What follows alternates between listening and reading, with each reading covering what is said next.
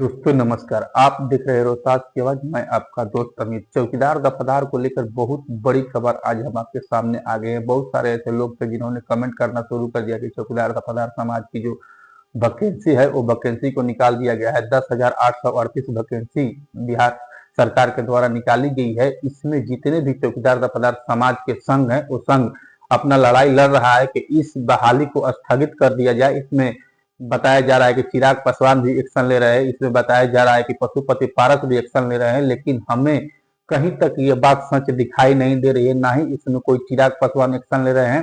पशुपति पारस ने अपने तरफ से कोशिश करना शुरू कर दिया है। अब देखना है कि आखिर पशुपति पारस ना ही सरकार में है ना ही विपक्ष में है, तो आखिर पशुपति पारस की बात नीतीश क्यों मानेंगे? वो तो अब एनडीए घटक दल का हिस्सा भी नहीं रह गए हैं। अपने आप को एनडीए घटक दल का हिस्सा बताते हैं, लेकिन वो अब एनडीए घटक दल उनको अपना हिस्सा नहीं मानते, क्योंकि जब भी एनडीए घटक दल की बड़ी बैठक होती है वहां पर पशुपति पारस को नहीं बुलाया जाता है, वहां पर पशुपति पारस की उपस्थिति नहीं होती है। तब पशुपति पारस की आखिर बात नीतीश कुमार क्यों माने, एनडीए सरकार क्यों मानेगी? लेकिन ये 10,838 वैकेंसी है, इस वैकेंसी को चौकीदार दफादार की पहली प्राथमिकता है कि इस वैकेंसी को किसी भी प्रकार रोक दिया जाए, इस पे किसी भी प्रकार रोक लगा दिया जाए। अगर चिराग पासवान के जरिए अगर रोक लगता है तो उनके जरिए इस पर रोक लगा दिया जाए, या पशुपति पारस के जरिए इस पे रोक लगता है तो उनके जरिए इस पर रोक लगा दिया जाए। लेकिन किसी भी हर हाल में इस वैकेंसी को रोकना होगा, अन्यथा अगर इस वैकेंसी को और इस बहाली को कर दिया जाएगा बिहार में चौकीदार दफादार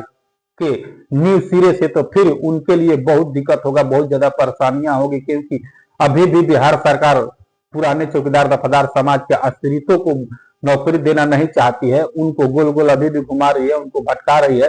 और सुप्रीम कोर्ट का जो नतीजा आया था, हम आपको बताए थे कि सुप्रीम कोर्ट में अभी तारीफ ही मिल रहा है, अभी सुप्रीम कोर्ट में बहस हुआ है, लेकिन उस पर नतीजा नहीं निकल के आया, उस पर कुछ फैसला नहीं आया है। तो सुप्रीम कोर्ट का अगर केस ज्यादा लंबा दिन चलेगा तो सुप्रीम कोर्ट के आप लोग इंतजार करते रहिएगा, तो फिर से चौकीदार दफादार समाज के लोगों को बड़ी कठिनाइयों का सामना करना पड़ेगा। लेकिन इधर पशुपति पारस ने अपना मोर्चा खोल रखा है। उन्होंने बोला है कि इस जनवरी में ही, यानी कि 2025 के जनवरी में ही चौकीदार दफादार को लेकर वो बड़ा आंदोलन करने वाले हैं, और इस आंदोलन को बहुत बड़ा प्रारूप देंगे। और इस आंदोलन में जितने भी चौकीदार दफादार समाज के लोग हैं उनको जीतने के लिए अब कुछ रणनीति बनाई जा रही है। अब देखिए किस सिरे से इस आंदोलन को किया जाएगा और किस रूप में इस आंदोलन को बड़ा किया जाएगा। अब ये पशुपति पारस इसके जद्दोजहद में लगे हुए हैं, और वो सोच रहा है कि अभी तक जितने भी चौकीदार दफादार समाज की रैलियां हुई है उसमें सबसे बड़ा रैली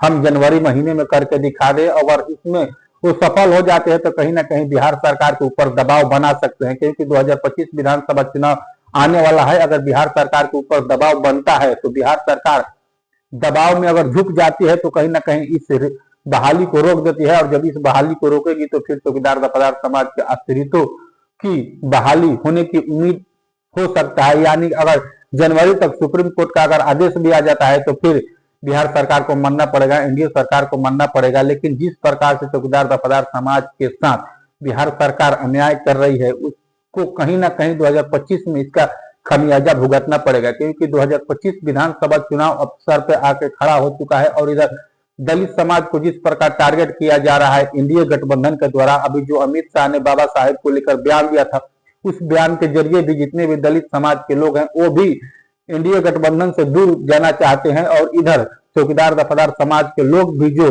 चौकीदारी अपने प्रथा को लेकर इसमें अड़े हुए हैं बिहार सरकार के खिलाफ, एनडीए सरकार के खिलाफ, उनको भी कहीं ना कहीं ये नुकसान देने वाली बात है। और जितने भी बिहार सरकार के मंत्री हैं या बिहार सरकार के लोग हैं उनको कहीं ना कहीं इसका डर सता रहा है कि अगर 2025 विधानसभा चुनाव से पहले चौकीदार दफादार के लिए कुछ नहीं किया जाता है तो उसमें बिहार सरकार को काफी नुकसान भुगतना पड़ेगा। और जिस प्रकार से चिराग पासवान समाज के 6% वोटों पर अपना दावा करते हैं, उनको ये दावा कहीं ना कहीं खोखला दिखाई देने लगेगा जब चौकीदार दफादार समाज के लोग, पासवान समाज के लोग उनको सपोर्ट नहीं करेंगे और उनके साथ आके खड़ा नहीं होंगे। तब चिराग पासवान अपना 100 में 100% स्ट्राइक रेट जो बताते हैं, और जो बार बार पूरे भारत में, पूरे बिहार में चिल्ला चिल्ला के बोलते हैं कि चिराग पासवान ही एक ऐसा नेता है जो 100 में 100% स्ट्राइक रेट ला के देने का काम करता है, उनको इसका खामियाजा भुगतना पड़ेगा। अब चिराग पासवान को 2025 में किस प्रकार से पासवान समाज के लोग